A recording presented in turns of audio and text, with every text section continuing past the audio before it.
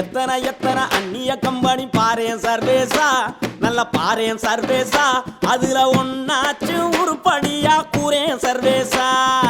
எத்தனை எத்தனை அந்நிய கம்பெனி பாரேன் சர்வேசா, நல்லா பாரேன் சர்வேசா, அதுல ஒன்னாச்சு உருப்படியா கூறேன் சர்வேசா. அங்கேயும் இங்கேயும் எத்தனை மந்திரி பாரேன் சர்வேசா, நீயும் பாரேன் சர்வேசா, அதுல யாராச்சும் யோகியமா கூறேன் சர்வேசா. ஏமாறும் காலம் இனி இல்ல, போராட வந்தோம் கடுப்புல, நாடால நாங்க தயங்கல, சேர்ந்தோமே ஒன்னா சவப்புல. எத்தனை எத்தனை அந்நிய கம்பெனி பாரேன் சர்வேசா, நல்ல பாரேன் சர்வேசா, அதுல ஒன்னாச்சு உருப்படியா கூறேன் சர்வேசா. எத்தனை எத்தனை அந்நிய கம்பெனி பாரேன் சர்வேசா, நல்லா பாரேன் சர்வேசா, அதுல ஒன்னாச்சு உருப்படியா கூறேன் சர்வேசா. நீங்க கேக்குறீங்க இது ரெண்டும் கொடுத்துட்டு உடனே கொடுத்து ஜட்ஜி சொல்லிட்டாரான். நீங்க நினைக்கிற மாதிரிலாம் கேட்ட உடனே நாங்களும் கொடுத்துட முடியாது, இதெல்லாம் நீங்க கேட்டா கொடுத்துட்டாங்க. இப்படி நீ வாங்கிட்டு போயிட்டு ஏதாவது அந்த கோர்ட் ஆர்டர் வச்சு ஏதாவது பண்ணுவீங்க. நம்மை பொறுத்தவரையில சிஐடிக்கு கோர்ட் ஆர்டர்லாம் இது ஒன்றும் புதுசு கிடையாது. எல்லா மேனேஜ்மெண்ட்டும் கோர்ட்டுக்கு போயிடறாங்க, எல்லா மேனேஜ்மெண்ட்டுக்கும் இப்படிப்பட்ட ஆர்டர் கொடுக்குறாங்க. எல்லா மேனேஜ்மெண்ட்டும் அந்த ஆர்டர் வாங்கின பிறகு அந்த கம்பெனி எல்லா போராட்டமும் நடந்துருக்குது. எங்கே நாம போராட்டங்களை கோர்ட் ஆர்டர் தட்டுறாரு. இப்படி ஒரு நீங்க கோர்ட்ல ஒரு கேஸ் ஃபைல் பண்றீங்க. இப்ப நேற்றுக்கு 2வது முறையாக 18ஆம் தேதி ஒரு வாரம் கழிச்சு நேற்றுக்கு நம்ம தரப்புல ஆஜரானோம். நம்ம தரப்புல பதில் சொல்லியாச்சு. கேட்டாங்க, பதில் சொல்லிட்டோம், ஃபைல மூடிட்டேன். முடிஞ்சுதா? கோர்ட் ஒண்ணும் முடியல. என்ன பண்றது அதுக்கு தெரியல. அவங்க கார்பரேட் உயர் அதிகாரிகள் வந்திருக்கிறாங்க டெல்லியில இருந்து. அதே மாதிரி இன்னும் பல முக்கியமான சம்பவம் பத்திரிகையை பேட்டி கொடுத்திருக்காங்க. ஒரு மானிட்டர் நியூஸ் என்று சொல்லக்கூடிய செய்திக்கு ரிட்டையர்ட் ஐஏஎஸ் அதிகாரி சான், பேரு நல்ல பேரு, அவர் ஒரு பேட்டி கொடுக்கிறார், மருந்து கொடுக்கிறார். அது நிர்வாகத்தில் கொடுக்கிற உரிமை இருக்கு.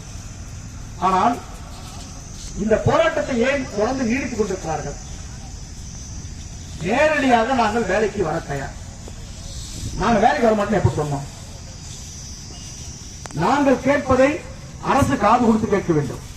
நாங்கள் கேட்பதில் இருக்கிற நியாயத்தை சாம்சங் நிறுவனம் கேட்டு அதற்கு ஒரு இசையை தெரிவிக்க வேண்டும். இதனை செய்திகளை எல்லாருமே முடிஞ்சுவிட போது எல்லாரும் கேட்கிறாங்க. பத்திரிகை உலகம் திரும்ப திரும்ப கேட்கிறது, அரசு திரும்ப திரும்ப கேட்கிறாங்க, அமைச்சர் பெருமக்கள் திரும்ப திரும்ப பேசுகிறார்கள். எப்படியாவது முடியுங்கள் என்கிறார்கள். எப்படி முடிக்கலாம் நம்ம கேட்கிறோம். எப்படி முடிக்கலாம் சொல்லுங்க. இல்ல இல்ல எப்படியாவது முடிங்க. இதுல எப்படியாவது முடிக்கிறதுக்கு இது என்ன டிஃபன் கிடையாது. மணி 6 மணி ஆச்சு, கது சாத்து பண்றதுக்கு ஸ்ட்ரைக் சார். வெளியே வந்துச்சு. நீங்க ஒரு மண்டபத்திற்கு வந்த பிறகு, குடும்ப சண்டை குழு மண்டபத்திற்கு வந்த பிறகு எல்லாரும் முன்னாடி நீங்க பதில் சொல்லிதான் ஆகணும்.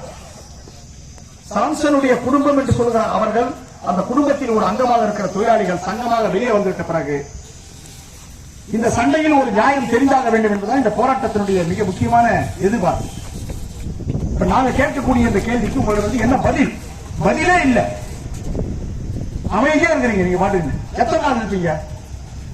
எத்தனை நாளைக்கு நீங்க இந்த மாதிரி போன் போட்டு வந்துருன்னு? உண்மையிலே பாவம். நேற்று ஒரு ஆடியோ போட்டாங்க. அந்த எச்ஆர் பண்ண பாடுகிறது. இப்ப தெரியுதா அவருக்கு அவ்வளவு சம்பளம் தேவையில்லைன்னு? நம்ம கேட்கிற சாதாரண கேள்விக்கு அவரை பதில் சொல்ல முடியல. ஒரு வார்த்தை சொல்லிட்டார். இது குழந்தைங்க கிட்ட பஞ்சு மிட்டாய் நீ அழுதா நான் பஞ்சு மிட்டாய் வாங்கி தரேன், அழுவ நிறுத்துன்ற மாதிரி. நீ வரலன்னா டிஸ்மிஸ் பண்ணிடுவேன். நம்மால் விவரமா வெளியே பேசிக்கிறேன் என்று சொன்னீங்களே சார், டிஸ்மிஸ் அதுக்கு சொல்லுங்க சார். எப்ப சார் பண்ணுவீங்க? அது உடுப்பா ஏதோ சொல்லிட்டேன். ஏதோ சொல்றதுக்கு நீங்க என்ன சாதாரண ஆளா? இல்ல சார் நீங்க கம்பெனிக்கு வரவே இல்லை. சரி எது சார்? நான் ஸ்ட்ரைக் இருக்கிறேன், அதான் வரல. எத்தனை நாள் வரலாம் நீங்க பண்ணுவீங்க சார்? ஏதோ சொல்லிட்டு அதான் விடுப்பா. அது நான் விட அத நீதான் சரி விட்டு. அதாவது நீங்க தெளிவா இருங்க. டிஸ்மிஸ் கனவு கூட காண முடியாது. சாம்சங் நிர்வாகம் கனவே காண முடியாது. அப்புறம் நடைமுறைப்படுத்துவோம். நாங்க குழந்தைங்க விளையாடுறான். உன்னை பிடிக்கல, நான் வந்து உட்காந்துட்டேன், ஏன்டா பிடிக்கல, வெளியே போனா அப்படின்னு சொன்னதுக்கு. அது 2024 ஜூன் மாசத்துக்கு முன்ன, மே மாசத்துக்கு முன்னே வச்சிருக்க முடியும். 2026 ஜூன் இங்க எழுந்திருக்கிற மாபெரும் இந்த சுவர், அது பெருச்சகம் என்கிற சுவர். நீ போய் என்று சொல்லவும் முடியாது, நாங்கள் போகவும் முடியாது. அதுதான் அதுதான் ஒரு கவலைய. இப்ப கையில புடிச்சு பாருங்க. பேசி சங்கத்தை அங்கீகரித்தது, நேரடி உற்பத்தியின் ஒப்பந்தத்தில் ஈடுபடுத்தாதே, இந்த முழக்கங்களை உலகத்தின் முன்னால், சாம்சங் தொழிற்சாலை முன்னால் எடுப்பதற்கு தொழிலாளிகளுக்கான அந்த வீரியத்தை கொடுத்தது தொழிற்சங்கம். அதனால உன்னால டிஸ்மிஸ் பண்ண முடியாது, எதுவும் பண்ண முடியாது. ஏன் பண்ணிடுவேன்? திரும்ப திரும்ப கூடி கூடி பேசுறாங்க. பேசிட்டீங்கப்பா, சரி உடுப்பா. அவங்க நம்ம இல்ல, நாம தினசரி நம்ம கூடுறோம், தினசரி பேசுறோம். ஆனா டாப் மேனேஜ்மெண்ட் வராங்க, கூடுறாங்க, பேசுறாங்க. என்னாச்சு? ஒன்னும் ஆகல. சரி, இன்னைக்கு கூட்டம் முடிஞ்சது. இப்ப 11 நாள் ஆச்சு. திரும்பி கூட்டிட்டு இருப்பாங்க. கூடி என்ன பண்ணுவாங்க? What is this production status, என்ன ஏசி எவ்வளவு வந்தது, வாஷிங் மிஷின் எவ்வளவு வந்தது?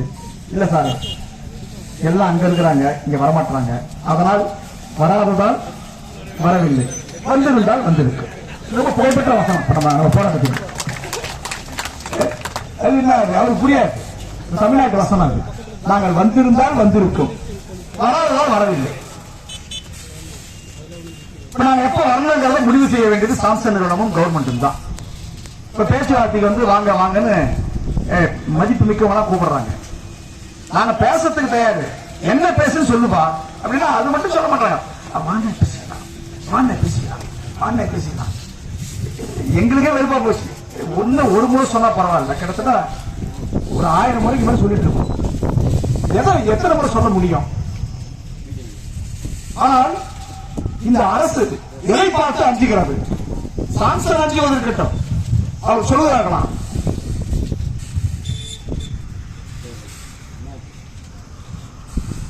அதாவது ஐயோ முத்துக்குமாரா, ஐயோ அது பயங்கரமா அலறாங்க. எதுக்கு அலற? எதை அலற? சிஐடி தலைவர் அலறாங்க. என்ன விஷயம்னா, நாம சங்கத்தை கேட்கறதும் சங்கத்தோட பேசுங்கிறதும், அது ஏன் அலறாங்க? நாம ஒரு கேள்வி எழுப்புறோம். உலக அளவில் நிறுவனம் ஒரே மாதிரியான உற்பத்தி செய்கிற போது குறைந்தபட்ச சில வித்தியாசங்களோடு சம்பளமோ, தொழிலாளர்களுடைய அவருடைய பராமரிப்போ, அவருடைய சமூக திட்டங்களோ, வெல்போரோ வித்தியாசப்படலாம். ஆனால் மழைக்கும் மடுவுக்குமான வித்தியாசம் ஏன்? இந்த கேள்வியை கேட்கிற போதுதான் நம்மை பார்த்து அச்சப்படுகிறாங்க. கார்பரேட் நாம் நடத்துகிற போராட்டம் அது ஏதோ உள்ளூர் கம்பெனிகளை எதிர்த்தோ, உள்ளூர் பஞ்சாயத்தை எதிர்த்தோ நடத்துகிற போராட்டம் அல்ல. கார்பரேட் என்பது ஏற்கனவே ஒரு முதலாளி, ஏற்கனவே ஒரு உள்ளூர் சிறுதொழில் அதிபர், தொழில் அதிபர் என்ற வார்த்தைகள் 25 ஆண்டுகளுக்கு முன்னால் இருந்த வார்த்தைகள். இப்போது அப்படி கிடையாது. கார்பரேட் என்பது ஒரு பெரிய குரூப். அந்த கார்பரேட் என்பது கொரியாவிலும் இருக்கும், இந்தியாவிலும் இருக்கும், வெளிநாடுகளிலும் இருக்கும், உலகத்தில் எல்லா நாடுகளிலும் இருக்கும். ஒவ்வொரு கார்பரேட்டும் 40 நாடுகள் 50 நாடுகள் என்று அவர்கள் நிறுவனங்களை துவக்குவார்கள், உற்பத்தியை எடுப்பார்கள், லாபத்தை குவிப்பார்கள். அவர்கள் பார்வையில் ஒரு நாட்டை எப்படி பார்க்கிறார்கள்? இந்த நாட்டுக்கு நாங்கள் வந்திருக்கிறோம், எதற்காக வந்திருக்கிறோம்? எங்களுக்கு தேவையான வியாபார பொருளை உற்பத்தி செய்வதற்காக. அந்த வியாபார பொருள் என்ன? மக்களுக்கு தேவையான வியாபார பொருள். அதை உற்பத்தி செய்வதற்கு கட்டமைப்புகள் எனக்கு தேவை. அது மேன் பவர், லேண்ட் பவர், கவர்மெண்டோட ஒத்துழைப்பு. இதையெல்லாம் வேண்டும் என்றால் எந்த விதமான நிபந்தனையும் இல்லாமல் எனக்கு இவை வழங்கப்பட வேண்டும். எல்லாத்தையும் நிபந்தனை இல்லாமல் கொடுத்துருவாங்க தமிழ்நாடு கவர்மெண்ட் அல்லது Modi government. But land power நிபந்தனை இல்லாமல் கொடுத்துருவீங்க. நீங்க நிலவொன்னா நீ சொல்றதை கேட்கும், மின்சாரம் நீ சொல்றதை கேட்கும். ஆனா எப்படி மனிதர்கள் நீ சொன்னா கேட்டுக்குவாங்க? சம்சாரமே நம்ம சொன்னா கேட்க முடியாது இந்த நாட்டில். திருப்பி கேட்கும், உங்க வேலையை பார்த்து போப்பான்னு சொல்லும். அது ஒரு காலம். ஆனா தொழிலாளிகள் கொரியா நாட்டுக்காரோ தமிழக அரசாங்கமோ அவர்கள் சொல்லுவதை நீங்கள் கேளுங்கள் என்று சொன்னால் கேட்பதற்கு நாங்கள் ஒன்றும் நிலமும் அல்ல, மின்சாரமும் அல்ல. சிந்திக்க தெரிந்த மனித சமூகம். அதான் சங்கத்தை வைக்கிறான். மின்சாரம் சங்கம் வைக்காது. நிலம், என் நிலத்தில என்னை நீ கடையால் நோட்டி என்னை நாசப்படுத்துகிறாயா என்று நிலம் கண்ணீர் விட்டு அழாது. ஆனால் ஆலைக்குள்ளே அழைக்கப்படுகிற தொழிலாளி என்னை 10 மணி நேரம் 11 மணி நேரம் என் தேவையை கூட பூர்த்தி செய்யாத அளவிற்கு நீ என்னுடைய உழைப்பை எடுத்தால் நிலத்தை போல மின்சாரத்தை போல மனிதன் சும்மா இருக்க மாட்டான். இதை புரிந்து கொள்ள வேண்டும் நிறுவனங்களும் அரசாங்கமும்.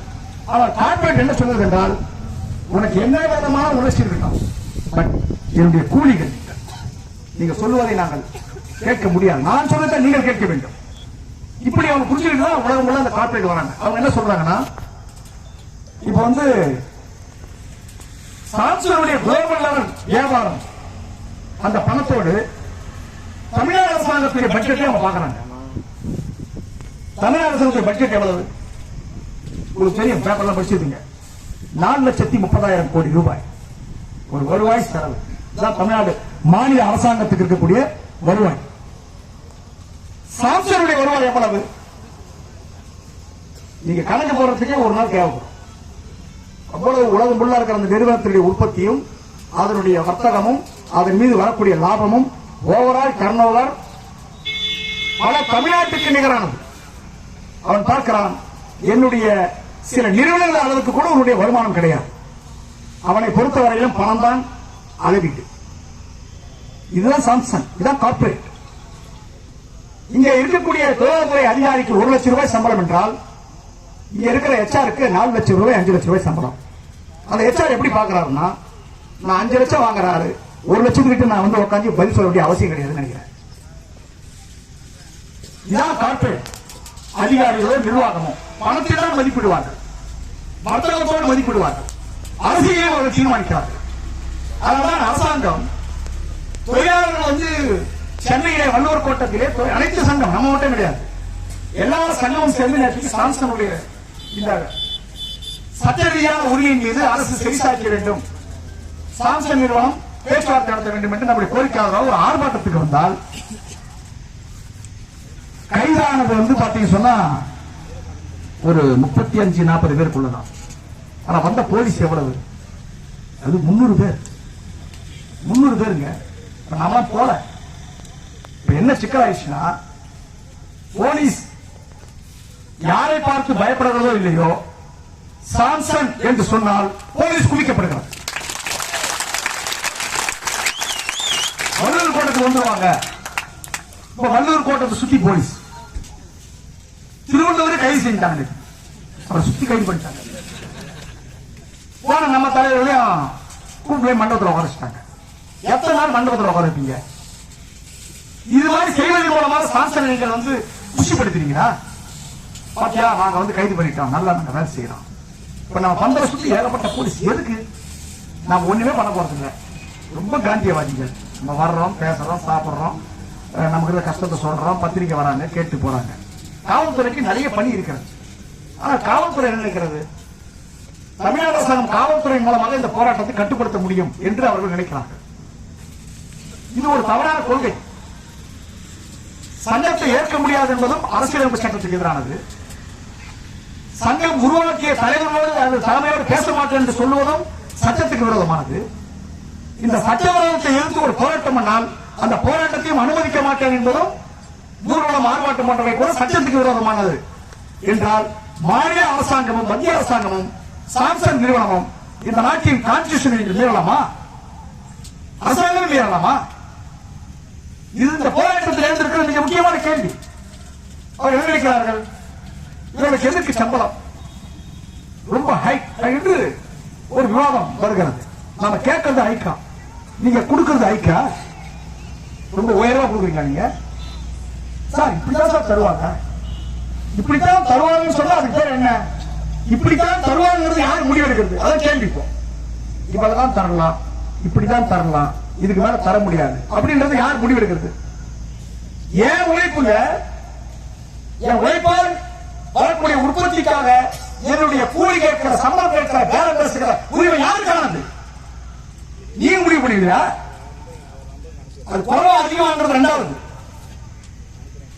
யார் தீர்மானிப்பது என்பதுதான் இங்கு எழுக்கூடிய கேள்வி. ஒரு இட்லி கடை இருக்கு, ஒரு அம்மா இட்லி சொல்றாங்க, ஹோட்டல்ல போயிட்டு இட்லி நான் சாப்பிட போறேன், நான் தான் சாப்பிட போறேன், ஆகவே ரேட்டு நான் தான் சொல்லுவேன் அப்படின்னு நம்ம யாரும் சொல்ல முடியுமா? போய் சொல்ல பார்ப்போம். சேர்ந்து போறான்ட்டு இட்லி சுட்டவன் தான் ரேட்டு சொல்லுவான். இட்லி சுடுறதுக்கு அரிசி கடையில போய் அரிசி வாங்குறாங்களே, அரிசி கடையில போய் ஒரு கிலோ 100 ரூபாய், இல்ல இல்ல 50 ரூபாய் குடிப்பியா அப்படின்னு இட்லி சுடுறவங்க போய் அங்க போய் ரேட்டு பேச முடியுமா? அரிசி கடை சொல்லுவான், நான் சொன்னா தான் ரேட்டு. உளுத்தம் பருப்பு அரிசிக்கு தேவையான, இட்லிக்கு தேவையானது. உளுத்தம் பருப்பு நீங்க போய் ஒரு ரேட்டை வந்து குறைச்சு கேட்டு நீங்க வந்து வாங்கிட முடியுமா? இந்த நாட்டில் எல்லாவற்றுக்கும் ரேட் யார் விற்கிறவன் தான் தீர்மானிக்கலாம். அது இட்லி கடையாக இருக்கலாம். ஏன் சாம்சங் உங்க டிவி ரேட் யார் தீர்மானிக்கிறது? உங்க ஏசி யார் தீர்மானிக்கிறது? கன்சியூமர். கடைக்கு போனா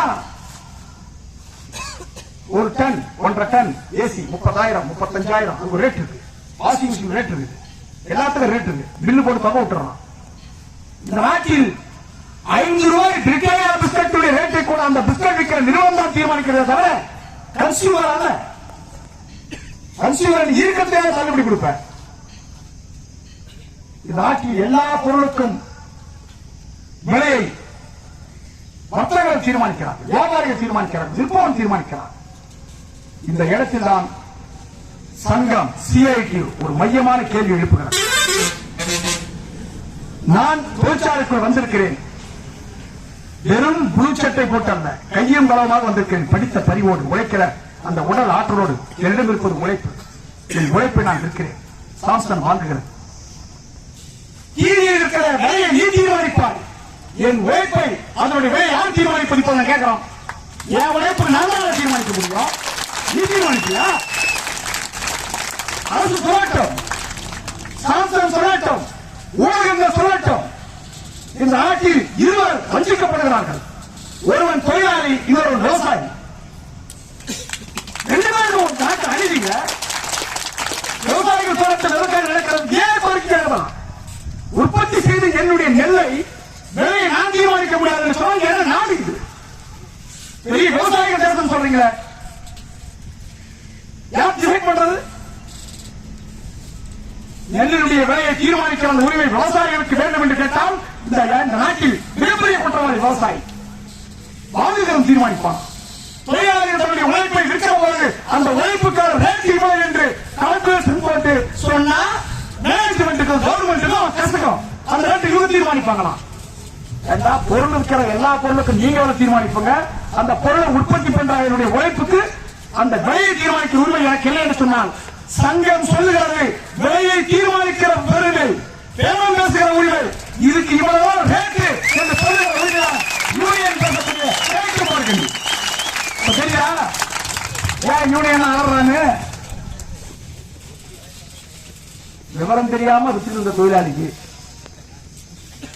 அவன் விவரம் தெரியாம ஏதாவது நம்ம ரேட்டு பேசலாமா, தனியா பேசினா வெளியே அனுப்பிச்சிடறான். சரி சார் கூட்டா பேசலான்னு ஒன்னா சேர்ந்தாங்க. கூட்டா பேசலான்னு ஒன்னா சேர்ந்ததுதான் நீங்க செஞ்சிருக்கிற பெரிய வேலை. கூட்டா சேர்ந்தவனுக்கு எப்படிலாம் ரேட்டு பேசணும்னு கத்துக் கொடுத்து சங்கம். ஏன் தலைவர் வேணும் சொல்றாங்க தெரியுமா? வெளித்தலைவர் கூடாதான். நாங்கள் கேட்கிறோம். தோழர் சவுந்தரராஜனும் தோழர் முத்துக்குமாரும் இல்லாமல் சிஐடியுடைய தலைமையை வாருங்கள் சொல்லி நீங்க ஏற்கிறீர்களா? சொல்லுங்க. தலை இல்லாமல் வால் இல்ல, நாம தான் தலை, நாம தான் தலை, நம்ம எல்லாம் ஒரே தலை.